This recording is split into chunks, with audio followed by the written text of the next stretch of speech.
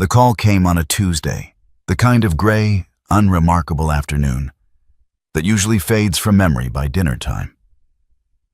I was in the workshop, sanding down an old oak chair I intended to restore, when my phone buzzed against the workbench. It was Morgan. I wiped the sawdust from my hands, smiling as I swiped to answer, expecting a question about the rehearsal dinner or perhaps another request for the guest list. Instead, her voice was thin, like wire stretched to its breaking point. She didn't say hello. She just started speaking, the words tumbling out in a rehearsed cadence that told me she had practiced this speech in front of a mirror. She told me that after her recent session, she and her therapist had come to a difficult conclusion.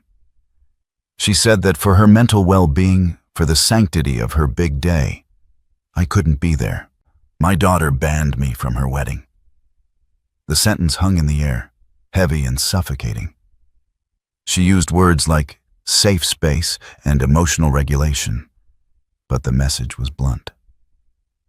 I stood there, the smell of sawdust and varnish filling my nose, trying to comprehend how a father goes from being the bedrock of a family to a liability. It is a strange thing to be discarded by the person you taught to walk. It forces you to question the very architecture of your life. Before I tell you how this unraveled, I want to welcome you here. If you appreciate stories about standing your ground, please click the like button and share this with someone who needs to hear it. Tell me in the comments where you are watching from today, and subscribe so we can continue this conversation together. Morgan continued, filling the silence I left behind. She explained that her therapist believed I was a trigger. That word, trigger, felt clinical and cold, stripped of any warmth or history. She said my presence brought up historical patterns of anxiety that she couldn't risk on the most important day of her life. She assured me with a strange, detached kindness that this wasn't about punishment. It was about protection. I leaned against the workbench, looking at the oak chair. It was sturdy, reliable, built to hold weight without complaining. I realized in that moment that I had been the same way for Morgan. I had absorbed every shock, paid every bill, and smoothed every road. Now, I was being told that my very structure was the problem. I asked her, keeping my voice level, if this was final. She said yes. She said she hoped I could respect her boundary. Respect is a heavy word when used to demand submission. It made me realize that for some people, boundaries are not walls to keep bad things out, but gates they can lock from the inside while keeping your resources in the yard. Then came the pivot. It was so seamless, it was almost impressive. In the same breath as she banned me from the ceremony, she brought up the venue. She mentioned that the final deposit for the vineyard estate was due next week and that the caterers needed the confirmed head count, which would adjust the final invoice. She spoke about these expenses as if they were separate entities from me, as if my credit card was an autonomous donor that existed independently of the man she had just exiled. She didn't ask if I would still pay. She assumed it. The entitlement wasn't malicious. It was foundational. She had lived her entire life standing on my shoulders, so she naturally assumed she could continue to stand there, even if she was kicking me in the face. I listened. I didn't argue. I didn't scream. When you realize you are being used, anger is often the second emotion. The first is a profound, hollow clarity. I told her I heard her. I told her I understood her position. I didn't tell her what I was about to do. We ended the call. I stood in the silence of my workshop for a long time. The silence of a house that is no longer a home for your children is deafening. I thought about the wedding binders sitting on my desk in the study, thick with contracts and invoices, every single one of them bearing my signature as the guarantor. My daughter banned me from her wedding. so I took my money with me. Now she was about to learn a lesson that no therapist had evidently covered. Autonomy works both ways. If I was too toxic to witness the vows, surely I was too toxic to finance the champagne. I walked into the house, washed the dust from my hands, and went to my study. I didn't open the binder immediately. I just sat there, staring at the spine of it. It represented nearly a year of planning, thousands of dollars, and a lifetime of expectation. Closing that book wouldn't just be a financial decision, it would be the end of an era. It was the moment I stopped being a savior and started being a person. That evening, the emails started rolling in. An automated reminder from the florist, a query from the band about the set list, a notification from the venue about the upcoming automatic deduction. Every single message greeted me by name. Dear Bruno, thank you for your continued business. It stung. It was a humiliation that burned slow and deep. I was the VIP of the billing department and the persona non grata of the event. It made me think about how often parents are reduced to infrastructure, necessary, silent, and only noticed when they malfunction. If you have ever felt like your generosity was mistaken for obligation, or if you've ever been pushed aside by the very people you supported, you understand this ache. It's a specific kind of lonely. Please take a second to subscribe to the channel. It helps us tell these stories, and it reminds us that we aren't invisible, no matter what our families might say. 2 days passed. Morgan texted me photos of the table settings, asking if I thought the gold chargers looked better than the silver. It was surreal. She was crowdsourcing opinions from a ghost. She was treating me like a remote consultant for a project I had been fired from. I typed out a neutral response. Gold looks fine. I sent it, feeling a disconnect in my chest. By engaging with the minutiae, I was enabling her delusion. I was allowing her to believe that she could curate her reality so selectively, keeping my taste in my wallet while rejecting my physical form. It revealed a lack of empathy that was terrifying.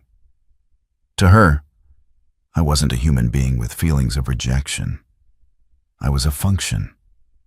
I was Dad the provider, a role she apparently thought I would play, regardless of how she treated Dad the human. On Friday, I opened the binder. I began to read the fine print I had skimmed over months ago. I wasn't reading for dates anymore. I was reading for liability. The venue contract was explicit. The primary financial guarantor reserves the right to modify or revoke services up to 30 days prior to the event. We were 32 days out. I felt a cold resolve settle in my gut. It wasn't revenge. Revenge is hot and messy. This was distinct. It was a realignment of reality. If the narrative was that I was dangerous to her mental health, then I had a moral obligation to remove myself entirely. To leave my financial footprint would be inconsistent with her diagnosis. I decided to call my friend, Victor. Victor is a retired judge, a man who has seen families tear each other apart over much less than this. We met for coffee, and I laid it all out. The ban, the therapist, the expectation of payment. Victor listened, stirring his black coffee, his face unreadable. When I finished, he looked at me and said, Bruno, she has set a boundary. She has every right to do that. But you have a right to your dignity. You are not a line item in a budget. Hearing it from someone else solidified it. We often gaslight ourselves into staying in abusive dynamics because we call it love or duty. But duty does not require you to set yourself on fire to keep someone else warm, especially when they have locked you out of the house. The weekend came and went. Morgan sent more texts, a picture of her shoes, a complaint about the bridesmaids' dress alterations. I stopped replying. The silence on my end was the only warning she was going to get, though she was too self-absorbed to hear it. I spent the time organizing my digital files. I downloaded every receipt, every email exchange where she acknowledged I was paying, every contract. I was building a fortress of evidence, not for a court of law, but for the court of public opinion. The inevitable backlash from the family when the checks bounced. It is painful to prepare for war against your own child. It goes against every biological imperative. But I reminded myself that I didn't start this war. I was just refusing to surrender my self-respect as a casualty. Monday morning arrived. I woke up with a clarity that surprised me. I didn't feel sad anymore. I felt efficient. I went to the bank first. I wanted to see the numbers in black and white. I looked at the savings account I had earmarked for this wedding. Money that represented years of early mornings and late nights. I thought about what that money could do. It could fix the roof. It could fund a trip I'd always wanted to take. It could sit there, gathering interest, just like I should have been doing for myself all these years. I sent one final text to Morgan. Are you sure about the decision regarding my attendance? Is there no room for discussion? Her reply came 3 hours later. Dad, please don't make this harder than it is. I need to prioritize myself. The answer is still no. That was the seal on the warrant. I sat at my desk, the glow of the monitor illuminating the dark room. I typed out a summary of the situation for my own records, a way to anchor myself before I pulled the trigger. I wrote it down, capitalizing the absurdity of it in my mind. My daughter asked me to stay away from her wedding because her therapist said I was a trigger. I stayed away, but I also stayed smart. I declined the venue that was booked under my card, alerted the caterers, and sent a copy of my revoked deposit to her inbox. By the time she realized, it was too late. I made sure the consequences matched the request. Reading those words back, I saw the situation for what it was. It wasn't a tragedy.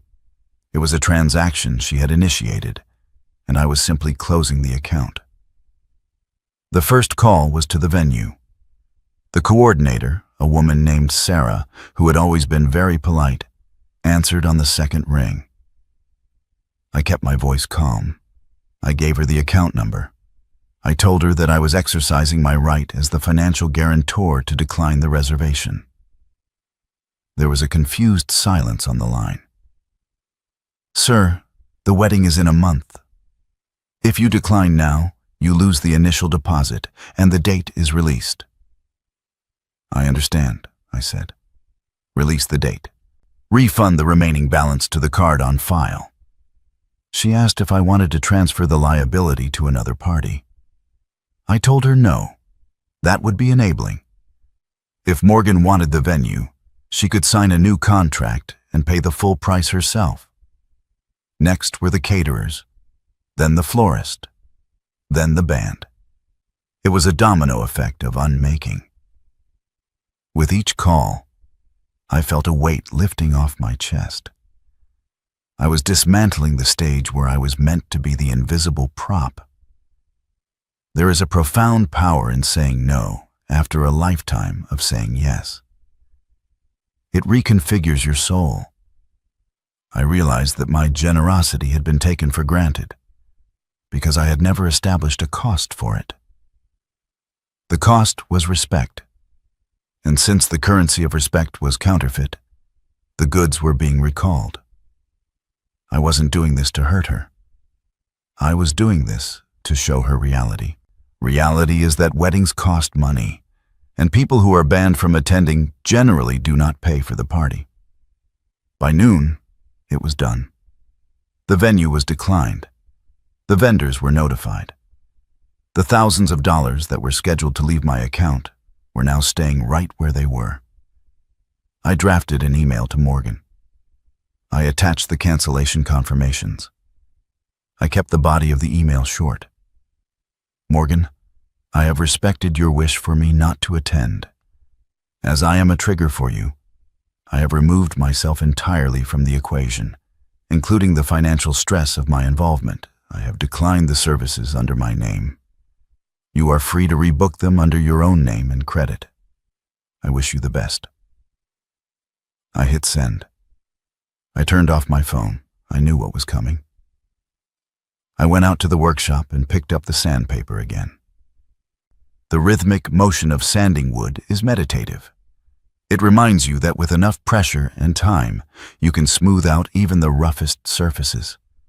I imagined the scene unfolding across town, the notification popping up on her screen, the confusion, the slow dawning horror as she realized that stay away meant stay away. We often teach our children that actions have consequences, but we rarely let them feel the full brunt of them. We shield them. Today, the shield was gone. She was standing in the rain, and she had confiscated my umbrella. I turned my phone back on 3 hours later. 17 missed calls, 40 texts. Not just from Morgan, but from her fiancé, Jared. From my ex-wife, from Morgan's maid of honor. The texts ranged from, "Dad, call me immediately," to, "How could you do this? And you're ruining everything." I didn't reply to any of them. I didn't need to defend myself. The contracts were clear. The boundary she set was clear. I was simply abiding by the rules she had established. It revealed so much about their character. They weren't panicked about my absence. They were panicked about the money. The grief was financial, not emotional. The landline rang. I had forgotten to unplug it. I answered it out of habit. It was Morgan. She wasn't crying, she was screaming. A raw, guttural sound of entitlement being fractured. "You canceled my wedding," she yelled. "I didn't cancel the wedding," I said calmly. "I declined the contracts in my name. You can still have the wedding. You just have to pay for it." "You know we can't afford that venue," she sobbed. "You did this to spite me because of the therapy." "I did this," I corrected, "because you told me I was harmful to your mental health. I removed the harm. You cannot ask a person to disappear and then demand they leave their wallet behind. That isn't a boundary, Morgan. That's a robbery." She handed the phone to Jared. Jared, who had always been tepid towards me, now found his voice. He tried to be authoritative. "Bruno, this is childish. You made a commitment. We have invitations sent out." "And I was uninvited," I countered. "Jared, you are a grown man. If you want a luxury wedding, write a check. Do not lecture me on commitments when you are marrying a woman who banned her father from the ceremony to please a therapist she's known for 6 months. He sputtered. "We will sue you." I actually laughed. "Read the contracts, Jared. I am the client. I have the right to cancel. Good luck." I hung up. The aftermath was exactly as I expected. They scrambled. They had to downsize. The vineyard was gone. They ended up booking a community hall nearby. The gourmet catering was replaced by a local taco truck, which, frankly, probably tasted better. I didn't go, obviously. I spent that Saturday fishing at a lake 2 towns over. The water was still, the air was crisp, and for the first time in months, my anxiety was gone. I heard through the grapevine that the wedding was intimate, and that Morgan spent a good portion of the reception complaining about my toxicity.